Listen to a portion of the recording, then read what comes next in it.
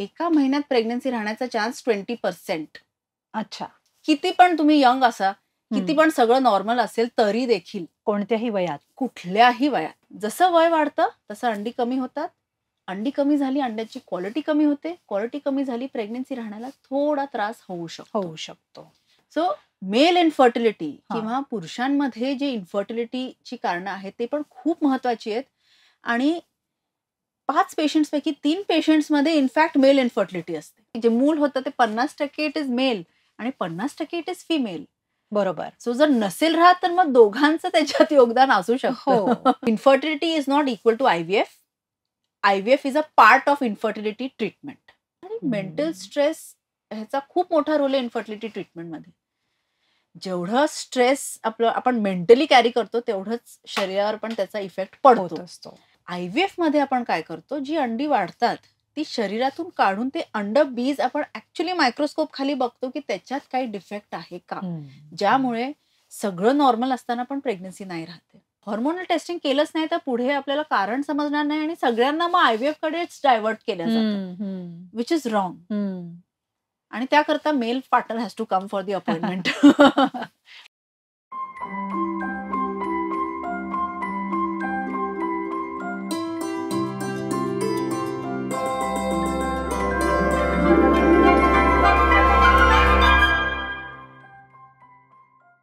नमस्कार.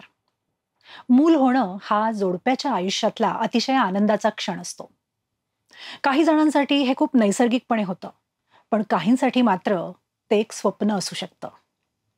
या बाबतीत वैद्यकीय तंत्रज्ञान तर खूपच पुढे गेलेलं आहे, पण तरी सुद्धा आजकालच्या धावपळीच्या, धकाधकीच्या, तणावपूर्ण जीवनशैलीचा आणि त्याचबरोबर वाढत्या वयाचाही गर्भधारणेवर काही परिणाम होतोय का?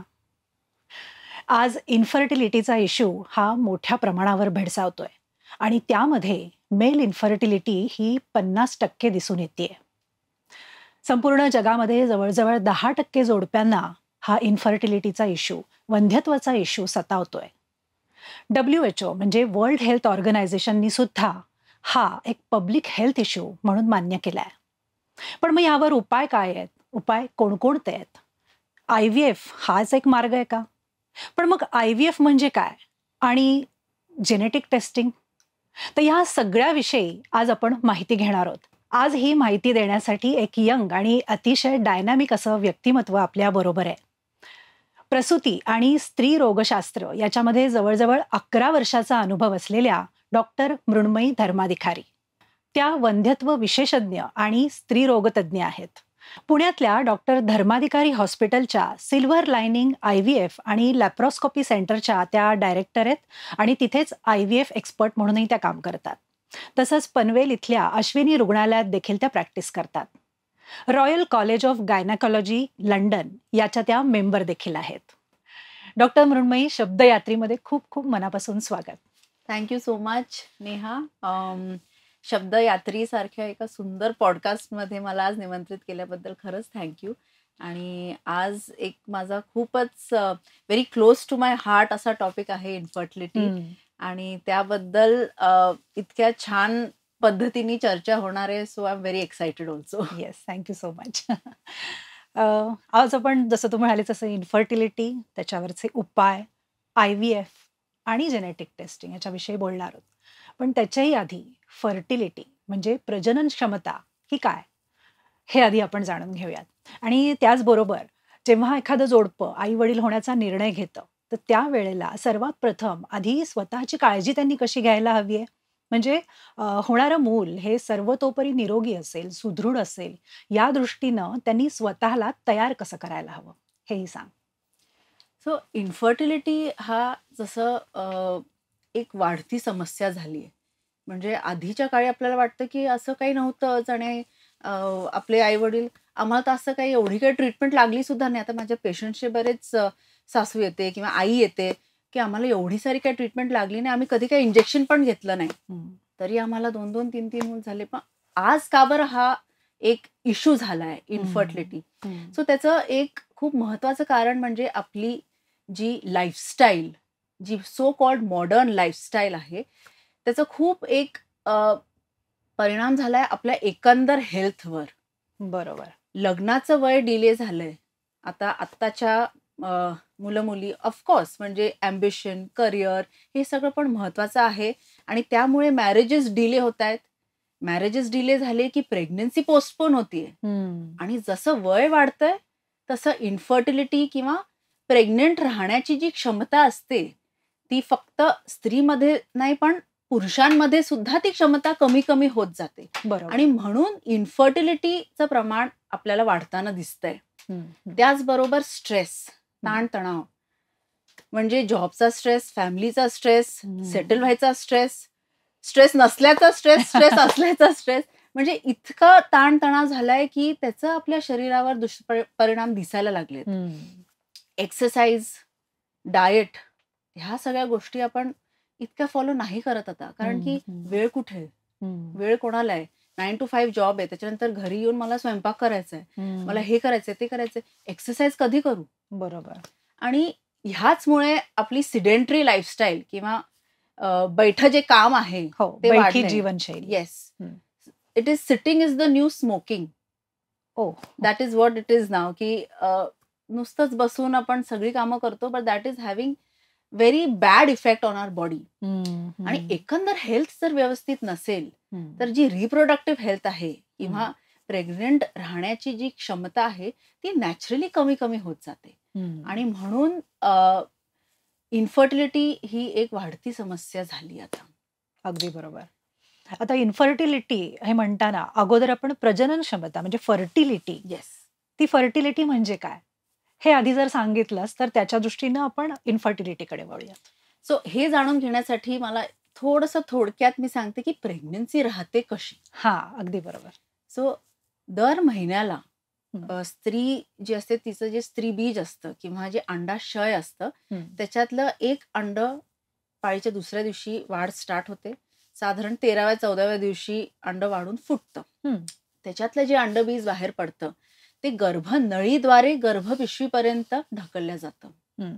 त्या दरम्यान जर रिलेशन्स ठेवण्यात आले तर म्हणजे शुक्राणू असतात ते गर्भपिशवीच्या आतपर्यंत वरती पोचतात. त्या दोघांचं तिकडे मेळ होतं, एक गर्भ तयार होतं आणि गर्भपिशवीच्या आतल्या थराला जाऊन ते चिकटतं. ती प्रेग्नन्सी 9 महिने वाढायला पण पाहिजे. नुसतंच प्रेग्नन्सी टेस्ट पॉझिटिव्ह आली म्हणून छान असं नाही, पण हातात बाळ आलं म्हणजे सक्सेसफुल झालं. त्याचबरोबर शरीरातले जे हॉर्मोन्स आहेत, थायरॉइड झालं, शुगर झालं, जे सगळे हॉर्मोन्स ही सायकल कंट्रोल करतात की दर महिन्याला असंच्या असं व्हायला पाहिजे, ते हॉर्मोन्स देखील रेग्युलर पाहिजे. सो म्हणजे काय, प्रेग्नन्सी राहण्यासाठी ही प्रत्येक स्टेप नॉर्मल पाहिजे. खरं. ज्या महिन्यात हे सगळं जुळून येतं त्या महिन्यात प्रेग्नन्सी राहते. बरोबर. एका महिन्यात प्रेग्नन्सी राहण्याचा चान्स 20%. अच्छा. किती पण तुम्ही यंग असा, किती पण सगळं नॉर्मल असेल तरी देखील कोणत्याही वयात, कुठल्याही वयात. So it cannot be more than 20%. So एका महिन्यात नाही राहिली म्हणून प्रत्येक महिन्यात सगळ्यांना प्रेग्नन्सी राहतेच असं नाहीये. किंवा लग्न झालं पहिल्याच महिन्यात प्रेग्नन्सी राहिली असं कधीतरी ऐकण्यात येतं. 2-3 महिने ट्राय केलं, आम्ही 6-7 महिने ट्राय केलं, मग राहिली. पण जर 1 वर्षभर प्रेग्नन्सीसाठी ट्राय करताय, बाकी सगळं ओके आहे, पिरियड रेग्युलर आहे, रिलेशन्स ठेवण्यात काही प्रॉब्लेम नाहीये, तर 1 वर्षात कधी ना कधी राहायला पाहिजे. खरंय. आणि जर नसेल राहत तर मग तो योगायोग नाही, it is not a by chance thing. मग काहीतरी इश्यू आहे आणि तेव्हा मग फर्टिलिटी कन्सल्टंट किंवा तुमच्या गायनेकोलॉजिस्टला एक भेट देणं गरजेचं आहे. बरोबर. म्हणजे जे तू सांगितलंस की किमान 1 वर्ष तरी संबंध ठेवायला हवेत आणि त्याच्यानंतर जर मूल होण्यामध्ये काही अडचणी होत असतील तर वैद्यकीय सल्ला घ्यायला पाहिजे. म्हणजे मग त्यावेळेला ते कपल इनफर्टाईल आहे असं म्हणता येईल. Yes. 1 year of unprotected regular sexual intercourse, if there is no pregnancy, it is called as infertility. म्हणजे हे डेफिनेशन आहे इन्फर्टिलिटीचं जे आमच्या टेक्स्टबुक्स मध्ये आहे. अँड त्यांना मग आपण इन्फर्टिलिटी म्हणून असं लेबल करू शकतो, पण infertility is not necessarily IVF. इन्फर्टिलिटीचे खूप कारणं असू शकतात. बरोबर. सो त्याचं आपण मग सगळ्या ब्लड टेस्ट करतो, काय कारण आहे ते शोध लावायचा प्रयत्न करतो आणि त्याप्रमाणे ट्रीटमेंट असते. बरोबर. मग सामान्यपणे अशी सर्वसाधारण अशी कॉमन दिसणारी काय कारणं असतात दोघांमध्येही, स्त्री आणि पुरुष दोघां? सो स्त्रीमध्ये सगळ्यात most common cause of infertility म्हणता येईल PCOS. म्हणजे पॉलिसिस्टिक ओव्हेरियन सिंड्रोम. हम्म. माझ्याकडे जे 10 पेशंट येतात हम्म. त्यांच्यापैकी 8 पेशंट्सना पीसीओएस हा प्रॉब्लेम असतो. आणि बऱ्याच लोकांना माहिती पण असते की डॉक्टर मला पीसीओएस आहे, माझी अच्छा. ट्रीटमेंट करा. अच्छा. पीसीओएस म्हणजे नेमकं काय? हा. दर महिन्याला जे अंड वाढून फुटायला पाहिजे तसं जर झालं नाही किंवा अंड वाढलंच नाही तर मग पुढच्या ज्या सगळ्या स्टेप्स मी सांगितल्या त्या होणार नाही. बरोबर. आणि तसं न झाल्यामुळे पाळी जी असते ती पुढे जाते, इरेग्युलर होते, वजन वाढायला लागतं, शरीर कन्फ्यूज होतं, अंडच वाढलं नाही, आता मी काय करू, ह्याचं ट्रेनिंग मला नाही मिळालंय. सो मग हॉर्मोन्स वर खाली व्हायला लागतात, इम्बॅलन्स होतं, पिंपल्स यायला लागतात, केस गळायला लागतात, चिडचिड होते, वजन वाढतं, डायबिटीज होण्याचं प्रमाण वाढू शकतं आणि प्रेग्नन्सी नाही राहत. अच्छा. सो पीसीओएस हे खूपच एक कॉमन कंडिशन आहे आणि त्याची ट्रीटमेंट एकदम सोपी आहे. एक लाईफस्टाईल मॉडिफिकेशन, वेट लॉस, आणि दुसरं म्हणजे अंडवाढीच्या गोळ्या असतात. जो मेन प्रॉब्लेम आहे की अंड वाढत नाहीये, त्याकरता आपण अंडवाढीच्या गोळ्या देतो. ओव्ह्युलेशन स्टडी करून अंड कसं वाढतंय चेक करतो, अंड फुटलं रिलेशन्स ठेवायला सांगतो आणि most of the times 80% women do conceive in 2 months. अच्छा. म्हणजे पीसीओएस वरती जर योग्य ट्रीटमेंट घेतली गेली आणि गोळ्या देऊन जर अंडाशय किंवा अंड जी काही बाहेर येतात त्याच्यावर जर आपण नजर ठेवली तर त्याच्यामध्ये सक्सेस मिळवू शकतो, चान्सेस वाढतात. ह्याच्या व्यतिरिक्त अजून काय असतं? ह्याच्या व्यतिरिक्त स्त्रियांमध्ये लो AMH म्हणजे काय की अंडाशयातली अंडी संपतायत किंवा कमी झाली आहेत. हे वयानुसार सुद्धा होतं, कारण वयानुसार कसं जन्मतः जेवढी अंडी असतात तेवढीच आपल्याला 50 पर्यंत पुरवायची असतात. म्हणजे दर महिन्याला एक वाढतं, फुटतं, प्रेग्नन्सी नाही राहिली, पुढच्या पाळीतून निघून जातं, नेक्स्ट मंथ मध्ये परत आहे त्या अंड्यांमधूनच एक वाढतं. सो नवीन अंडी बनत नाही थ्रू आउट युअर लाईफ. अच्छा. म्हणजे एकाच वेळेला ही सगळी अंडी स्त्रीच्या शरीरामध्ये तयार झालेली असतात? Yes, at birth. बरं. आणि हे साधारण किती असतात ही अंडी? किती असतात हे प्रत्येकाचं वेगळं असतं. जसं काही लोकांना डायबिटीज होतं, काहींना नाही होत. म्हणजे काही किती पण गोड खा, नाही होत. It is a genetic thing. तसंच अंडी किती आहेत, किती प्रमाणात ती कमी होणार, किती वयात कोणात किती दिसणार, हे सगळं जेनेटिकली ऑलरेडी डिसाइडेड असतं. अच्छा. सो काही स्त्रियांमध्ये ती अंडी लगेच कमी होतात, काहींमध्ये 40 नंतर पण प्रेग्नन्सीज राहतात चुकून. सो पण एकंदर जसं वय वाढतं तसं अंडी कमी होतात. अंडी कमी झाली, अंड्याची क्वालिटी कमी होते, क्वालिटी कमी झाली, प्रेग्नन्सी राहण्याला थोडा त्रास होऊ शकतो. So this is a second reason. बरोबर. Third reason is tube block. अंड वाढतंय, फुटतंय, गर्भपिशवी व्यवस्थित आहे, शुक्राणूंमध्ये काही प्रॉब्लेम नाहीये, पण जर ट्यूब ब्लॉक असतील तर मग जे अंड वाढून फुटलंय ते ट्यूब्सद्वारे गर्भपिशवीपर्यंत पोहोचणारच नाही. खरंय. तर ट्यूब ब्लॉकचे पण बरेच कारणं असतात. एक म्हणजे इन्फेक्शन्स. आता भारतामध्ये आपण राहतोय तर टीबीचं इन्फेक्शन एक खूप महत्वाचं इन्फेक्शन आहे, ज्यामुळे ट्यूब ब्लॉक्स होऊ शकतात. किंवा सारखं व्हाईट डिस्चार्ज होतंय, युरिनला सारखं जळजळ होतीये, युरिनचे इन्फेक्शन्स होत आहेत, हे सगळे इन्फेक्शन वरतीपर्यंत चढून ट्यूब ब्लॉक्स होऊ शकतात. बरं. पुरुषांमध्ये बघितलं तर आता आपल्या समाजात कसं आहे की बाबा इन्फर्टिलिटी किंवा वंध्यत्व जे म्हणतो आपण ते it is a very female problem असं वाटतं की बाबा तिची ट्रीटमेंट करा. माझ्याकडे जे पेशंट येतात सासू आणि सून दोघीच येतात ट्रीटमेंटसाठी. म्हटलं पण तुम्ही अर्धाच पेशंट आणलाय ट्रीटमेंटसाठी. खरंच. सो मेल इन्फर्टिलिटी किंवा पुरुषांमध्ये जे इन्फर्टिलिटीची कारणं आहेत ते पण खूप महत्वाची आहेत. आणि 5 पेशंट्स पैकी 3 पेशंट्समध्ये इनफॅक्ट मेल इन्फर्टिलिटी असते. त्याचं एक महत्वाचं कारण आहे परत आपली लाईफस्टाईल, स्मोकिंग, ॲडिक्शन्स किंवा diet, lack of exercise. Alcohol intake हा पण मेजर प्रॉब्लेम आहे. आणि हे सोडलं तर जेनेटिक डिफेक्ट्स पण बरेच असतात. किंवा काही जे फॅक्टरीमध्ये काम करतायत किंवा जे खूप पोल्युशन मध्ये कामं आहेत, पेंट्स, केमिकल्स, डाय, ह्या इंडस्ट्रीजमध्ये जे काम करतात त्यांच्यावर सुद्धा असं बघितलं गेलंय की धातूमध्ये जे शुक्राणू असतात त्याची क्वालिटी आणि क्वांटिटी दोन्ही पण कमी कमी होत चालले. अच्छा. आणि ह्यामुळे जर काउंट कमी असेल किंवा सीमेनमध्ये शुक्राणूंची क्वालिटी क्वांटिटी कमी असेल तर मग ते वरतीपर्यंत गर्भपिशवीच्या आत वरतीपर्यंत अँटी ग्रॅव्हिटी किती पोचणार म्हणजे त्याची मोटिलिटी जी आहे. करेक्ट.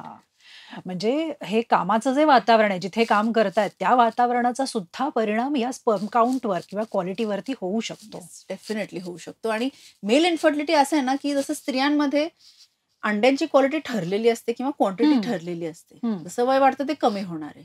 हो. ओके. पण पुरुषांमध्ये तसं नाहीये. पुरुषांमध्ये दर 2-3 महिन्याला नवीन शुक्राणू उत्पन्न होतात शेकडोच्या क्वांटिटीमध्ये. सो त्या 3 महिन्यात जर लाईफस्टाईल चेंजेस घडवल्या किंवा जर ॲडिक्शन्स सुटले तर मग हे जे स्पर्म क्वालिटी किंवा क्वांटिटी आहे ते आपण इम्प्रूव्ह करू शकतो. सो थोड्याशा ट्रीटमेंटनी male factor infertility can be overcome आणि सक्सेस लगेच येऊ शकतो. पण जर male partner doesn't come to me तर मी ट्रीटमेंट कशी करू? मला खरंच उत्सुकता आहे असं विचारायला, की जसं तू म्हणालीस की समाजामध्ये पहिल्यांदा जर मूल होत नसेल की गर्भधारणा होत नाही म्हटल्यानंतर स्त्रीकडे आधी बोट दाखवलं जातं. पण मग असेही नवरे आहेत का की हा जर प्रॉब्लेम आम्हाला येतोय, आम्हाला लवकर मूल होतही नाहीये, तर हिचीच अशी टेस्ट करतायत अशी माझीही टेस्ट करा, असं म्हणत पुढे येणारे नवरे आहेत का? आहेत, बरेच आहेत. आणि इनफॅक्ट अशा हे जे जोडपं आहे जे बाबा आमची पण करा ट्रीटमेंट किंवा काही गोळ्या औषधं मला असतील तर मला पण द्या, these are the ones who will conceive faster. म्हणजे लवकर प्रेग्नन्सी पण राहणार, प्रेग्नन्सी एकंदर व्यवस्थित पण जाते त्यांची, कारण की हजबंड इज व्हेरी केअरिंग. एकमेकांचा एकतर सपोर्ट इथे मिळतोय आणि समजावून घेतलं जात आहे. सो मानसिक हा जो काही भाग येतो तिथे सुद्धा शांतता राहते.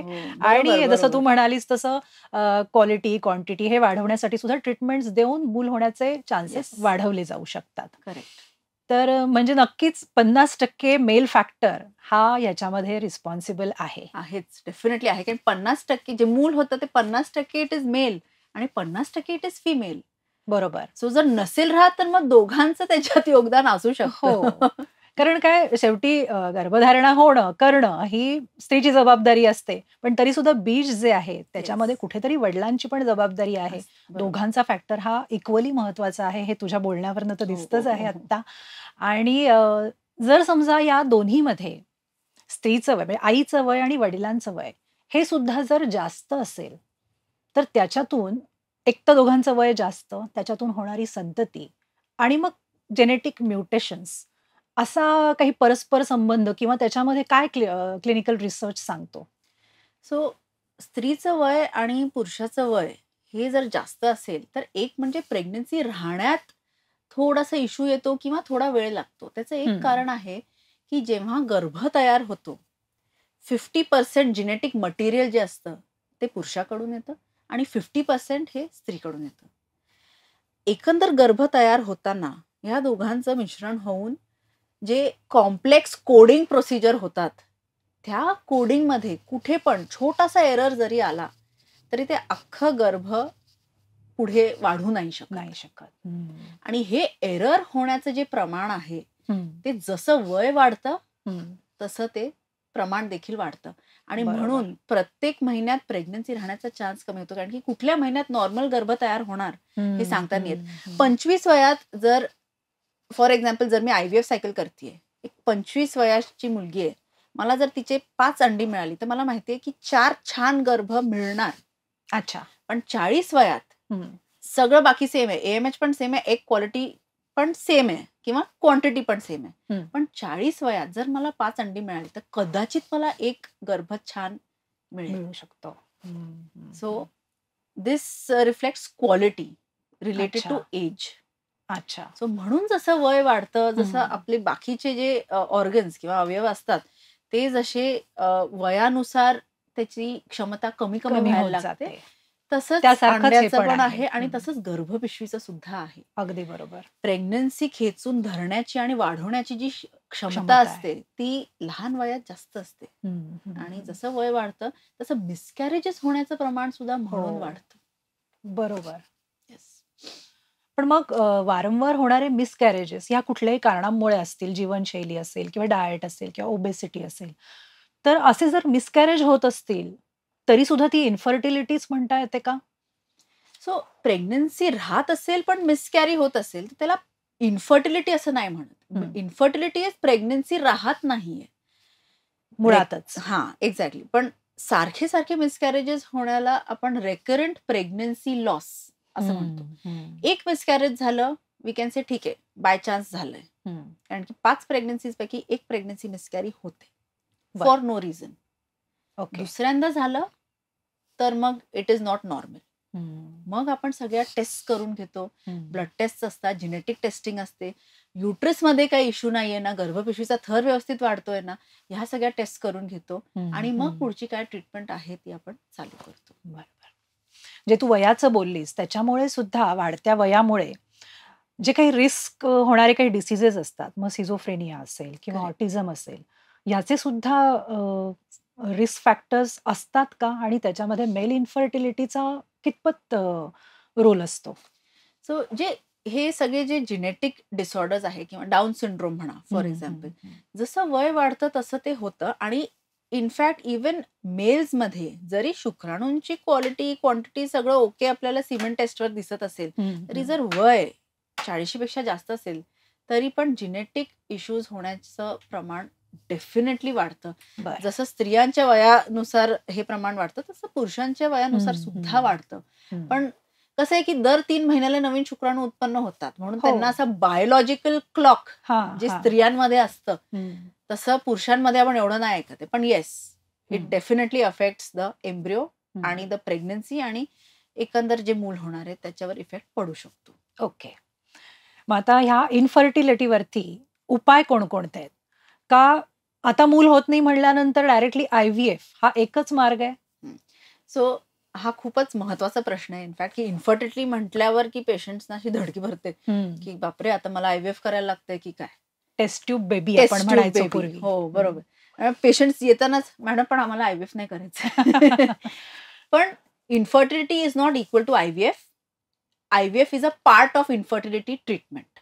बरोबर. ओके. इन्फर्टिलिटीचे जे कारण आहेत ते आधी आपण डायग्नोज करतो की कशामुळे इन्फर्टिलिटी होते. ट्यूब ब्लॉक आहे का, की सिमेन क्वालिटी कमी झाली आहे. सिमेन क्वालिटी कमी असेल तर ते कशामुळे, काय थायरॉइडमुळे आहे, शुगरमुळे आहे की स्मोकिंगमुळे आहे. हे आपण मॉडिफाय करून किंवा ट्रीट करून जर सिमेन काउंट इम्प्रूव्ह केला तर प्रेग्नन्सी नॅचरली पण राहू शकते. बरोबर आहे. म्हणजे आधी इन्फर्टाईल कोण आहे, एक्झॅक्टली मूळ कुठे आहे, हे कारण एकदा मिळाल्यानंतर त्याप्रमाणे काय उपाय करायचा ते ठरवता येऊ शकतं. तसं स्त्रियांमध्ये सुद्धा जर PCOD आहे, जसं मी मगाशी म्हटले की अंड वाढत नाही, तर अंडवाढीच्या गोळ्या देऊन आपण ओव्ह्युलेशन स्टडी करून साध्या सोप्या रीतीने प्रेग्नन्सी अचीव्ह करू शकतो. जर अंडाशयाची गाठ आहे तर मग ती गाठ आपल्याला आधी काढायला लागणार, किंवा जर गर्भाशयाची गाठ आहे, फायब्रॉइड आहे, खूप मोठा फायब्रॉइड आहे की बाबा प्रेग्नन्सी राहिली तरी ती आत चिकटत नाहीये, तर मग आधी आपल्याला फायब्रॉइड काढायला लागतो. म्हणजे हे सगळं it is very individual approach. पेशंट्सना काय वाटतं की आपण खूप ट्रीटमेंट घेऊयात, 35 पर्यंत आपण ट्रीटमेंट घेऊ, साधी सिंपल गोळ्या औषधं हे ते करून ट्राय करू, नाही झालं तर IVF आहे. पण तसं नाहीये. आता IVF is not a treatment answer for everything. जर गर्भपिशवीमध्ये प्रॉब्लेम असेल, थर वाढत नाहीये किंवा आत इन्फेक्शन झालंय, वातावरण व्यवस्थित नाहीये आतलं, तर मी IVF ने जरी गर्भ तयार केला उत्कृष्ट क्वालिटीचा आणि आतमध्ये सोडला तरी तो चिकटणार नाहीये. Because the problem is not the problem is the uterus किंवा गर्भपिशवी जिथे प्रेग्नन्सी राहणार आहे. मग ती नॅचरल असो, IUI ने असो, IVF ने असो, गर्भपिशवी चांगलीच पाहिजे, त्याशिवाय प्रेग्नन्सी कॅरी नाही होणार पुढे. बरोबर आहे. तर असंच इन्फर्टिलिटी ट्रीटमेंटमध्ये व्हेरियस स्टेप्स आहेत. फर्स्ट म्हणजे आपण आधी रुटीन टेस्ट करतो की थायरॉइड, शुगर, हिमोग्लोबिन, शरीरात रक्ताची कमतरता तर नाहीये ना, हे सगळं आपण चेक करून इथे जर काय वर खाली असेल तर त्याची ट्रीटमेंट देतो. त्याशिवाय आपण सोनोग्राफी करून चेक करतो की अंडाशयात अंडी पुरेशी दिसतायत का, PCODचा काय त्रास वाटतोय का, गर्भपिशवीचा शेप, साईज, आकार व्यवस्थित आहे का, गर्भपिशवीचा थर व्यवस्थित वाढतोय का. ट्यूब टेस्टिंग करून घेतो, ज्याला HSG असं म्हणतात. खालतून एक डाय टाकतात आणि पोटावरून एक्सरे घेतात आणि बघतात की तो डाय पोटात गर्भनळीच्या द्वारे बाहेर आलाय की नाही. आला असेल तर ट्यूब्स ओपन आहे. म्हणजे ह्याच्यातून कळतं की ट्यूबल ब्लॉक्स नाहीये. इन केस ट्यूबल ब्लॉक्स असतील तर मग आपण ते उघडू देखील शकतो लॅप्रोस्कोपीच्या माध्यमाने. सो हे झालं नेक्स्ट स्टेप. मग मेल फॅक्टर, परत सिमेंट टेस्टिंग करणं महत्वाचं आहे. त्याच्यात जर काय वर खाली असेल तर म्हणजे दिस इज लाईक अ स्क्रीनिंग, हम्म, की एकंदर कुठल्या स्टेजला प्रॉब्लेम येतोय हे सगळं जर ओके असेल तर मग तुम्ही रिलेशन्स जे ठेवताय ते व्यवस्थित राहतायत का, टायमिंग व्यवस्थित आहे का. काही पेशंट्सना वाटतं की मी 13व्या दिवशीच फक्त रिलेशन्स ठेवणार आणि तेव्हा माझं अंड फुटतं. पण तसं नाहीये. ओव्ह्युलेशनची डेट जी आहे ती प्रत्येक पेशंटमध्ये वेगळी असते. It depends on the cycle. आता काही लोकांमध्ये ती 12व्या दिवशी फुटतं किंवा काही लोकांमध्ये 14व्या दिवशी, आणि एक्झॅक्टली आपण ते प्रिडिक्ट नाही करू शकत. ओके, म्हणजे प्रत्येक स्त्रीमध्ये ती वेगळी असते वेगळी असते ओव्ह्युलेशन आणि सायकल जी असते ती. सेम स्त्रीमध्ये प्रत्येक मंथमध्ये सुद्धा वेगळं असू अच्छा. शकतं. बर. सो एकच दिवस रिलेशन्स ठेवून कदाचित you are missing the bus असं. म्हणजे सो थोडंसं ह्याच्यात काउन्सिलिंगचा भाग येतो. थोडी पेशंट्सना ह्याबद्दल सुद्धा माहिती दिली तर माहिती कधी द्यायला हवी. कधी नेक्स्ट 2-3 महिन्यात ते नॅचरली प्रेग्नन्सीज राहू शकतात. खरंय. सो ओव्ह्युलेशन स्टडी झालं किंवा काउन्सिलिंग इन्फॉर्मेशन देणे पेशंटला, की नक्की कसं काय प्रेग्नन्सी कशी राहते काय पेशंटला हा. नसतं माहिती, हा. Which is okay. म्हणजे कुठे आपल्याला शिकवलं जातं हे नाही, आणि ही सगळं. प्रत्येकाला ही फिजिओलॉजी माहिती असेल किंवा हो. रिप्रोडक्टिव्ह ह्याच्याबद्दल माहिती असेल आज, काही असं गरजेचं नाहीये. नाही. एक्झॅक्टली. त्यानंतर नेक्स्ट स्टेप आहे की आता ओव्ह्युलेशन स्टडी झालं, 2-3 सायकल झाल्या, सगळं होतंय, अंड वाढतंय, फुटतंय, सिमेन क्वालिटी चांगली आहे, पण प्रेग्नन्सी नाही राहते. नेक्स्ट स्टेप आपण काय करतो, इट इज IUI. IUI म्हणजे इंट्रा युट्राईन इन्सेमिनेशन. अर्थात अंड जेव्हा वाढून फुटतं तेव्हा आपण नॅचरली पण रिलेशन्स ठेवायला सांगतो. त्याशिवाय मिस्टरांचा किंवा हस्बंडचा धातू घेतो, ते प्रोसेस करतो. त्याच्यातले जे फास्ट चालणारे चांगल्या क्वालिटीचे नॉर्मल दिसणारे जे स्पर्म्स असतात ते आपण सेपरेट करतो आणि डायरेक्ट गर्भपिशवीच्या आतमध्ये सोडतो. आता हे आतमध्ये जे आपण सोडतो ते एकदम साधा सोपा 10 मिनिटाचा प्रोसिजर आहे. वजायनलीच करतो, त्याला काही टाके वगैरे नसतात, भूल वगैरे नसते आणि it is a painless procedure. अच्छा. त्याच्यानंतर पेशंटला अर्धा तास आराम असतो आणि मग पेशंट चालत घरी जाते. अगदी थोड्या वेळात होणारी ही एकदम. प्रोसेस आहे. हा, आणि 10-15% ह्यानी सक्सेस वाढतो, कारण की आपण चांगल्या क्वालिटीचे शुक्राणू चांगल्या क्वांटिटीमध्ये डायरेक्ट गर्भपिशवीच्या आत सोडतोय. म्हणजे कधी कधी व्हाईट डिस्चार्ज वगैरेचे जे प्रॉब्लेम्स असतात ते ह्याच्यात ओव्हरकम होऊ शकतात. बरोबर. सो IUI हा नेक्स्ट स्टेप झाली. त्याच्यात पण जर नसेल राहील तर IUI मध्ये 30% सक्सेस आहे इन 1 सायकल. 2-3 IUI मध्ये सुद्धा जर नसेल राहत तर मग आपण पुढे फर्दर इव्हॅल्युएट करतो. अगेन डायरेक्ट IVF ला नाही जात, कारण की अजून कारण नाही सापडले. अनएक्सप्लेन्ड इन्फर्टिलिटी जे म्हणतात, की काहीच कारण नाही, आमचं सगळंच चांगलं तरी नाही राहते, असं नाही होत. It is undiagnosed infertility. बरोबर. म्हणजे आपण सगळ्या टेस्ट केल्याच नाहीये तुमच्यात. सो वी कांट से की. खरंच आहे, तू सांगतेस हे खूप महत्वाचं आहे की बऱ्याचशा टेस्ट अजून झाल्याच नाहीयेत की तुम्हाला त्याच्यातून प्रूव्ह होईल की बाबा मूल का नाही राहते आणि मग आपण इन्फर्टाईल आहोत. तर बऱ्याच टेस्ट राहिलेले आहेत, ते मला वाटतं डॉक्टरांचा सल्ला घेतला की ते अजून कळत जाईल त्याच्यामधलं. काउन्सिलिंग हा खूप मोठा भाग आहे याच्यामध्ये. खूपच महत्वाचा भाग आहे, कारण की patients come with a very different mindset. म्हणजे बरोबर, ते फक्त ऐकलेलं जे असतं, ऐकलेलं आणि फक्त आउटपुट आपल्याला काय हवंय एवढंच डोक्यात घेऊन येतात. त्याच्यामध्ये एवढ्या गोष्टी त्याच्यामध्ये इन्व्हॉल्ड आहेत हे कदाचित त्यांना कल्पना नसते. आणि खूप स्ट्रेसमध्ये येतात पेशंट, की बाबा घरचं स्ट्रेस आहे, फॅमिलीचं स्ट्रेस आहे, माझ्या धाकट्या भावाला आता मूल झालंय, मग मला हवंय, मला का नाही होत. खूप स्ट्रेस. आणि आमच्याकडे खूप वेळ नाहीये, फॅमिली रोज मी कुठल्या फॅमिली फंक्शनला जाते, मला विचारतात, मग मी आता टाळायला लागलीये. मग ते मेंटल स्ट्रेस बिल्डअप व्हायला लागतं. आणि मेंटल स्ट्रेस ह्याचा खूप मोठा रोल आहे इन्फर्टिलिटी ट्रीटमेंटमध्ये. जेवढं स्ट्रेस आपलं आपण मेंटली कॅरी करतो तेवढंच शरीरावर पण त्याचा इफेक्ट पडतो असतो. आणि म्हणून कधी कधी 2 सायकल झाल्या आणि जर मला वाटलं पेशंटला खूप स्ट्रेस येतोय, मी 3ऱ्या सायकलमध्ये ब्रेक देते, की तुम्ही आता सुट्टी म्हणजे या मंथमध्ये काही ट्रीटमेंट घेऊ नका, छान कुठेतरी फिरायला जा. आणि यू वोंट बिलीव्ह काय पेशंट्सना नॅचरली प्रेग्नन्सी राहून जातात त्या मंथमध्ये, ब्रेक सायकलमध्ये. कारण की तो स्ट्रेस एकदम कमी होतो. आपल्याला ह्या महिन्यात नाही, नेक्स्ट मंथमध्ये घ्यायची आहे ट्रीटमेंट, आणि मग suddenly they just get pregnant. आता IUI तू सांगितलं, त्याच्यानंतर पुढे अजूनही काही वेगळ्या ट्रीटमेंट्स असतात? IUI नंतर युजली जर तरी पण नसेल राहत तर आपण जेनेटिक टेस्टिंग वगैरे करतो, किंवा जेनेटिक इश्यूमुळे काय गर्भ तयार होत नाहीये का. कारण की ह्या काही टेस्ट असतात ज्या आपण फर्स्ट टाइम पेशंट आल्यावर डायरेक्ट जेनेटिक टेस्टिंग करायची गरज नसते. जर साध्या सोप्या रीतीने होत असेल तर why to do all complicated test. Genetic टेस्टिंगमध्ये जर काही इश्यू नसेल तर मग आपण IVFचं सजेशन देऊ शकतो पेशंटला. आता IVF मध्ये वेगळं काय करतो किंवा IVFचा सक्सेस जास्त आहे हे का? IUI सायकल नॅचरल सायकल्स मध्ये आपण एक गोष्ट चेक नाही करू शकत आणि ते आहे अंड्यांची क्वालिटी. बरं. शुक्राणू शरीराच्या बाहेर पडतात म्हणून आपण मायक्रोस्कोप खाली चेक करू शकतो की काउंट किती आहे, मोटिलिटी किती आहे, नॉर्मल दिसणारे किती आहेत, हां. एकंदर कसं आहे. पण व्हॉट अबाउट एग्स? ते शरीरात वाढून फुटतात, कधीच कोणी बघितलेली नसतात आणि आपल्याला वाटतं की सगळं नॉर्मल आहे.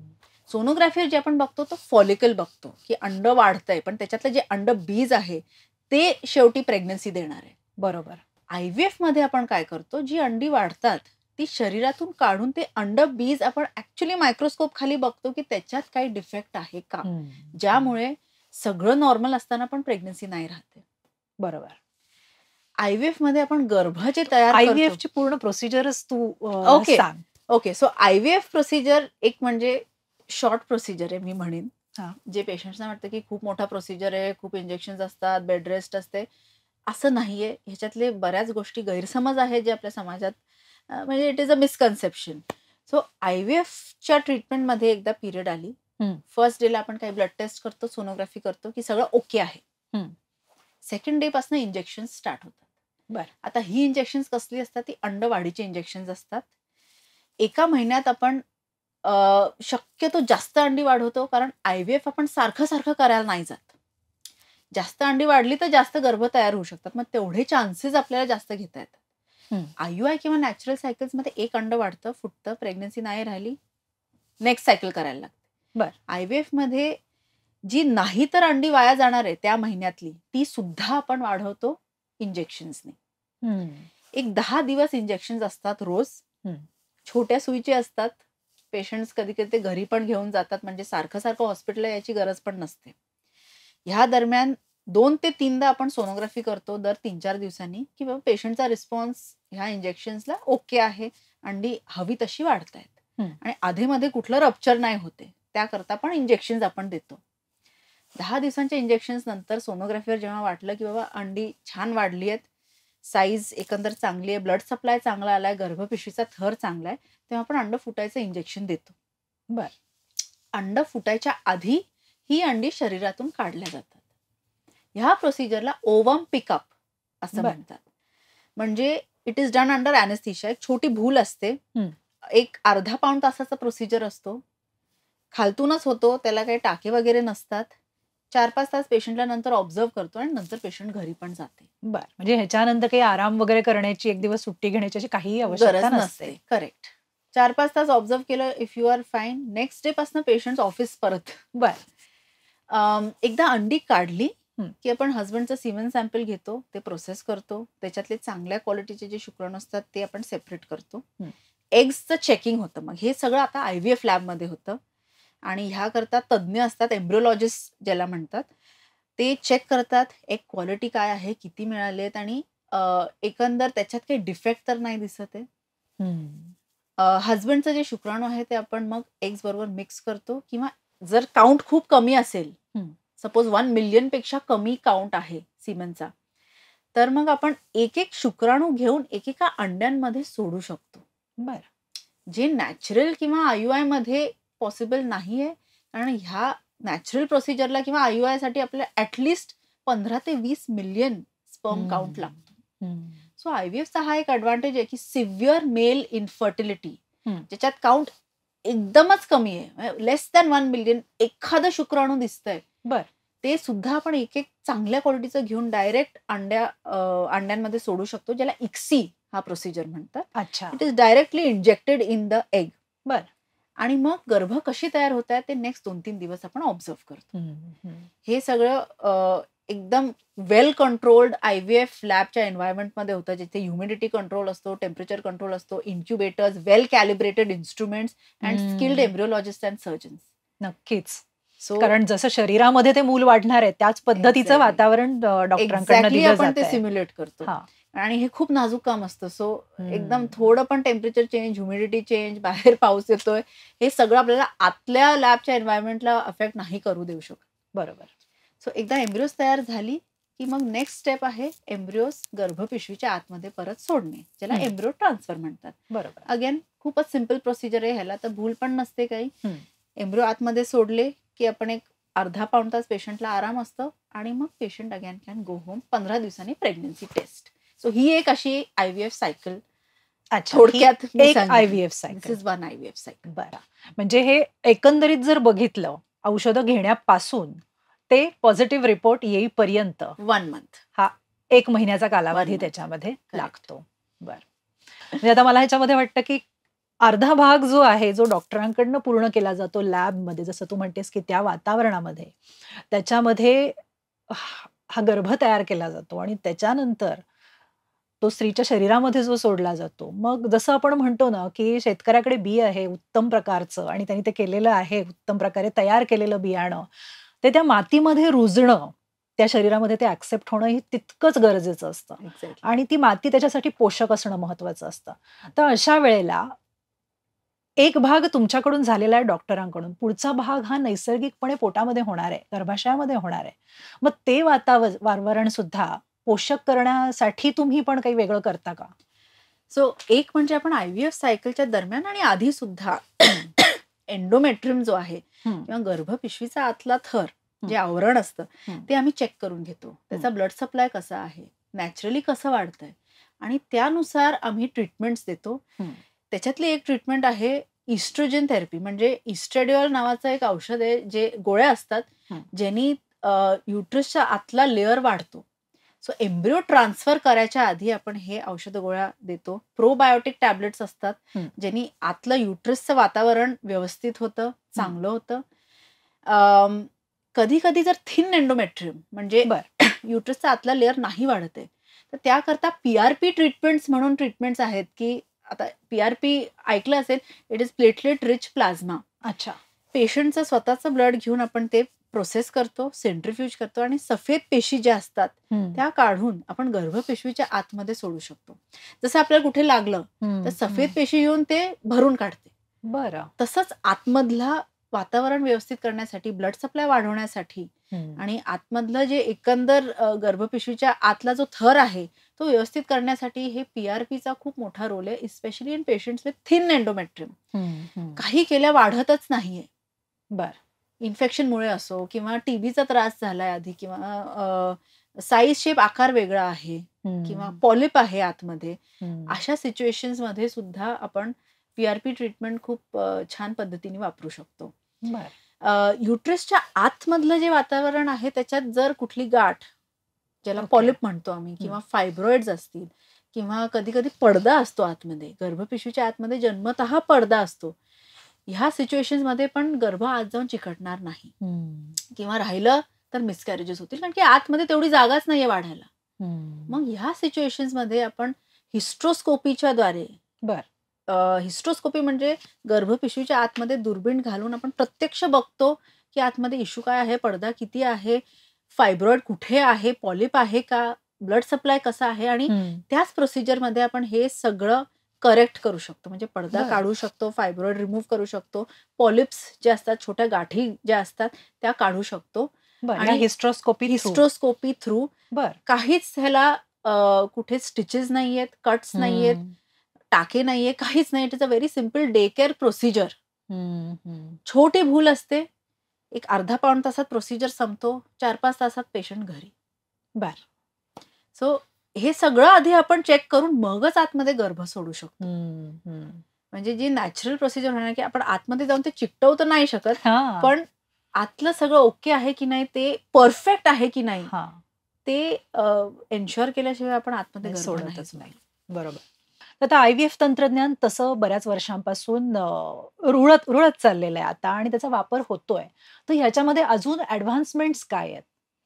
जेनेटिक टेस्टिंग वगैरे हे जे काही आहे त्या दृष्टीनं अजून पुढे किती तंत्रज्ञान गेलेलं आहे त्याविषयी सांग. IVF ही जी फील्ड आहे ती आता मागच्या 10 वर्षात इतकी पुढे गेली आहे की आपण जिनेटिक टेस्टिंग हे एम्ब्रिओजवर किंवा गर्भ जेव्हा IVF लॅबमध्ये तयार होत आहेत हं. त्या स्टेजला सुद्धा जिनेटिक टेस्टिंग करून आपण चेक करू शकतो की कुठलं गर्भ नॉर्मल आहे, कशात ॲबनॉर्मॅलिटीज आहे, आणि फक्त नॉर्मल गर्भ आपण परत गर्भपिशवीच्या आत सोडू शकतो. ह्याचा एक मेजर ॲडव्हान्टेज असा आहे, फॉर एक्झाम्पल ज्यांना रेकरंट मिसकॅरेजेस, सारखे सारखे मिसकॅरेजेस होत आहेत, त्यांच्यात जर कुठला जेनेटिक इश्यू सापडला तर मग परत प्रेग्नन्सी राहिली, परत मिसकॅरेज झालं, परत क्युरेटिंग करायच्या ऐवजी IVFच्या माध्यमाने आपण त्या गर्भांवर ते टेस्टिंग करून नॉर्मल गर्भच आत सोडू शकतो. म्हणजे पुढे जाऊन प्रेग्नन्सी ॲबनॉर्मल होण्याचा काही प्रश्नच नाहीये. हो, म्हणजे एम्ब्रियॉनिक स्टेजलाच काही जर ॲबनॉर्मिटी असेल तर ती त्याच वेळेला कळते Yes. आणि तितका सुदृढ असलेला एम्ब्रियोच आतमध्ये सोडला जातो. करेक्ट. बरोबर. आणि हे स्पेसिफिकली ज्यांना सारखे मिसकॅरेजेस होत आहेत त्यांच्यात आपण प्रिफर करतो. कारण की म्हणजे आता पेशंटशी बोलून बोलून आपण पण त्यांच्या ट्रीटमेंटमध्ये इतकं इन्व्हॉल्व्ह झालो असतो की ते म्हणतात की आता परत प्रेग्नन्सी राहिली तर मला भीती वाटायला लागते की काय होणार, काय नाही, परत मिसकॅरेज होईल का.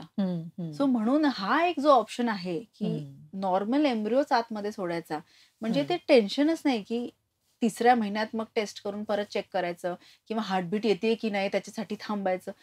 हे सगळे इश्यूज येतच नाहीत आणि मग अच्छा. प्रेग्नन्सी नॉर्मल सारखी पुढे जाऊ शकते. छान.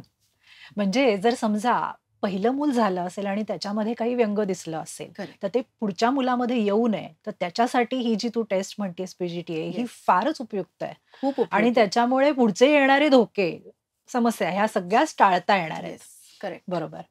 तर ह्याच्यामध्ये तू अजून एक सांगितलंस की जर हवे एवढे शुक्राणू त्या सिमेनमध्ये नसतील, काही काही वेळेला तर no sperms in the No sperms semen in अशी semen. सुद्धा सिच्युएशन असते.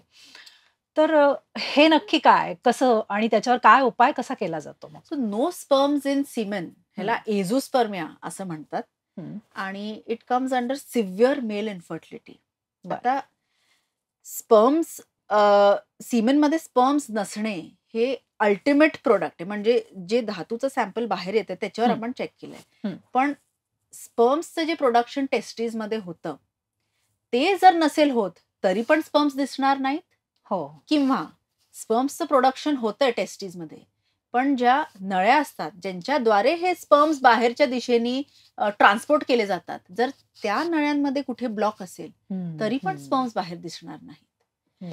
ब्लॉक असेल तर आपण ब्लॉक काढू शकतो किंवा डायरेक्ट टेस्टीज मधून स्पर्म सुद्धा घेऊ शकतो. अच्छा.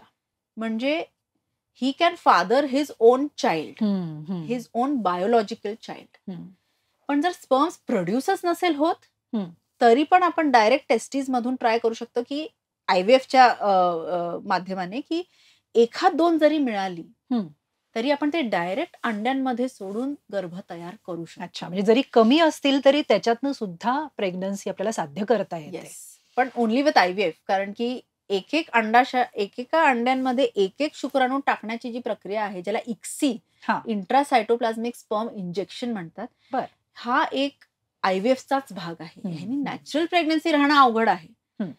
पण जर स्पर्म्स खूप कमी असतील आणि हॉर्मोनल इम्बॅलन्समुळे ते कमी असतील तर मग आपण गोळ्या औषधं देऊन हॉर्मोन्स वाढवून स्पर्म्स वाढवून नॅचरल प्रेग्नन्सी सुद्धा देऊ शकतो. अच्छा. आणि सर्वसाधारण समज असा आहे स्त्रियांना हॉर्मोनल इम्बॅलन्सेस होतात, पण पुरुषांमध्येही होतात आणि त्याचा हा परिणाम इथपर्यंत जाऊ शकतो आणि इट इज व्हेरी ट्रीटेबल. म्हणजे साध्या गोळ्या औषधाने 1 महिन्यांच्या गोळ्या असतात, 1 दिवसाआड घ्यायला लागतात, रोज सुद्धा नाही. आणि it can really help in sperm production आणि क्वालिटी पण वाढवू शकतो आणि नॅचरल प्रेग्नन्सीज पण राहिल्यात. Less than 2 million sperm count natural pregnancies राहिल्यात. फक्त इश्यू कुठे येतो की तो कॉज डिटेक्ट झाला पाहिजे. बरोबर. त्याकरता टेस्टिंग व्यवस्थित झालं पाहिजे.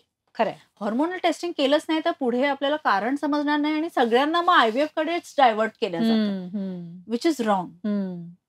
आणि त्याकरता male partner has to come for the appointment. Point noted. So म्हणजे हार्मोनल इम्बॅलन्स हा एक भाग झाला ज्याच्यामुळे स्पर्म्स वरती परिणाम होऊ शकतो. अजूनही अशी काही कारणं असतात का ज्याच्यामुळे तू हा जो प्रॉब्लेम सांगतोय, जसं फेलोपियन ट्यूब्स हा स्त्रियांमधला प्रॉब्लेम आहे की त्याच्यामध्ये ब्लॉक असतील तर नाही होऊ शकत, बरोबर त्याचप्रमाणे पुरुषांमध्ये ह्या टेस्टीज मधल्या काही नळ्यांमध्ये ब्लॉक्स असतील तरी सुद्धा प्रॉब्लेम येऊ शकतो. हो, तर टेस्टीज मधून जे स्पर्म्स ट्रान्सपोर्ट होतात बाहेरच्या दिशेने तिथे जर ब्लॉक असेल it is usually a genetic cause, किंवा कधी कधी त्या नळ्याच नसतात, ऍबसेंट असतात दोन्ही बाजूच्या. तसं जर असेल तर आपण डायरेक्ट टेस्टीज मधून घेऊ शकतो, कारण की स्पर्म प्रोडक्शन तर होत आहे, ते फक्त बाहेर येत नाहीये. डायरेक्ट टेस्टीज मधून ज्या प्रोसिजरला टिसा असं म्हणतात. टेस्टिक्युलर स्पर्म एक्स्ट्रॅक्शन बरं. किंवा टेस्टिक्युलर स्पर्म ऍस्पिरेशन. हं. ह्या प्रोसिजर्सद्वारे आपण डायरेक्ट स्पर्म्स घेऊन प्रेग्नन्सीमध्ये कन्वर्ट करू शकतो. एका नवीन रिसर्च प्रमाणे अजून एक मेल इन्फर्टिलिटीचं कारण असं जरा पुढे आलेलं आहे रिसर्चमधून, ते म्हणजे SDF, मला वाटतं स्पर्म DNA फ्रॅगमेंटेशन. करेक्ट. तर त्याचा काय तू त्याच्याबद्दल सांगशील?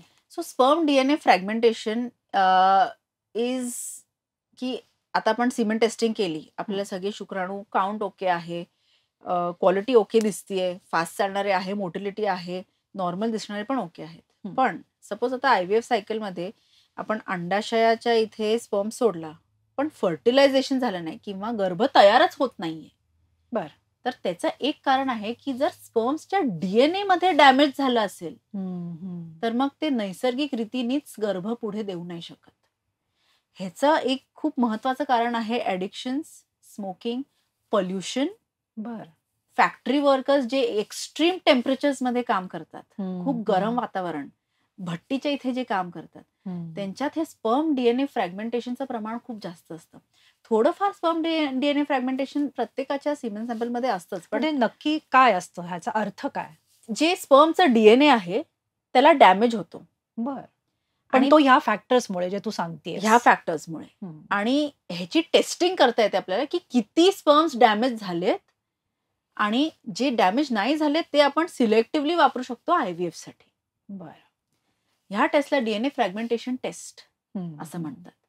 आणि this is one of the reasons for male factor infertility, की म्हणजे ऑर अनएक्सप्लेन्ड इन्फर्टिलिटी, की बाबा आमचं सगळंच नॉर्मल आहे पण स्पर्म DNA फ्रॅगमेंटेशन टेस्ट केली आहे का. सो हे पण आपण युजली केव्हा करतो, जेव्हा खूप सिव्हिअर ॲडिक्शन्स आहेत किंवा वातावरण व्यवस्थित नाहीये, पोल्युशन मध्ये जास्त ट्रॅव्हलिंग आहे, काम आहे, स्ट्रेस आहे, ताणतणाव जास्त आहे, त्या पेशंट्समध्ये आपण ह्या टेस्ट करू शकतो. बरोबर. स्पर्म्स मिक्स केले, एम्ब्रियोज तयार झाले, साधारण एक 5 एम्ब्रियोज तयार होतात. आता ह्या 5 एम्ब्रियोज पैकी 2 ते 3 उत्कृष्ट क्वालिटीचे आणि मे बी 2 ते 3 ओके क्वालिटीचे असतात. सगळ्यात आधी आपण 1 किंवा 2 चांगल्या क्वालिटीचे एम्ब्रियोज आधी ट्रान्सफर करतो. पण राहिलेली जी एम्ब्रियोज आहेत ती आपण फ्रीज करून ठेवतो. IVF babies are as normal as natural babies. Biological clock हे कटू सत्य आहे की एग्स कमी होणार आहेत वय जसं वाढतंय. किंवा टेस्टिसचं जर कॅन्सर झालं तर मग जे शुक्राणू असतात ते किमोथेरपी आणि रेडिओथेरपीमुळे ऍब्सोल्युटली नष्ट होऊ शकतात. आणि ह्या सिच्युएशन मध्ये फ्युचर फर्टिलिटीचं काय, म्हणून आता बरेच सारे जे ऑन्कोसर्जन्स आहेत किंवा जे रेडिओथेरपिस्ट आहेत ते हे असे पेशंट्स आम्हाला रेफर करतात की ह्यांचं सिमेन सॅम्पल फ्रीज करून ठेवा, डिलीट करायचं, बॅकस्पेस दाबायचं आणि परत लिहू शकतो. तितक्या सोप्या रीतीने क्रिस्पर नावाची टेक्नॉलॉजी आहे ज्याच्यात आपण DNA एडिटिंग किंवा जेनेटिक एडिटिंग करू शकतो. आमची तीच विजन होती की एक म्हणजे everyone should be able to witness parenthood आणि दुसरं म्हणजे journey to parenthood should be smooth and happy. Infertility अजून पण एक सोशल स्टिग्मा आहे. So patients come with that in their minds.